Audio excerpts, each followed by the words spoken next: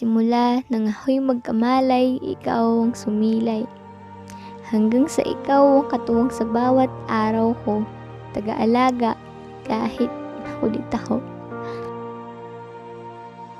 Maraming salamat sa pag-aaruga, sa pagtitiis kahit ika'y pagod na, at sa pagbibigay lahat kapag alam mong aking ikasasaya.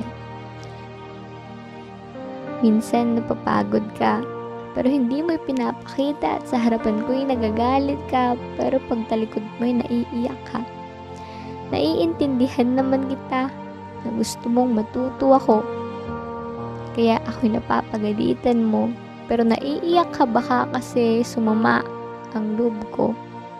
Pero alam mo, gusto kong ibalik ang ngiti mo, yung saya galing sa labi mo, at kahit yung galit na mukha mo. At gusto kong bumalik, ikaw mismo. Namimiss ko yung pagtawag sa'yo, pagising ko, at kahit sa pag-uwi ko, at sasabihin, Nay, nandito na ako. Maraming segundo, minuto, oras, araw, buwan, taon na ang dumaan dito sa mundo. Pero nandito ka pa rin sa alaala ko, at hindi yun mabubura sa isipan ko.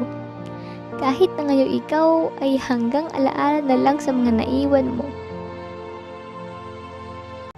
Lagi ko pa rin namimiss yung pagkikwento ko sa'yo, pagpapatawa ko at pagjojoke ko na ikinangingiti at ikinatatawa mo. Hindi ka man namin kasama ngayon, masaya kami na nakasama ka namin noon. Pero mas masaya sana kung kasama ka pa rin namin hanggang sa paglipas ng mga taon. Pasensya na sa lahat-lahat. At salamat sa lahat.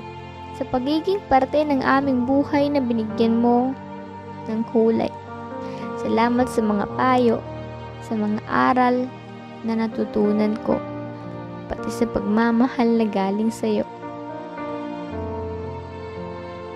Sa mga panahong ika'y nahihirapan, pinilit mong lumaban, hanggang sa huling hiningang iyong iniwan, mga luha ko'y hindi napigilan.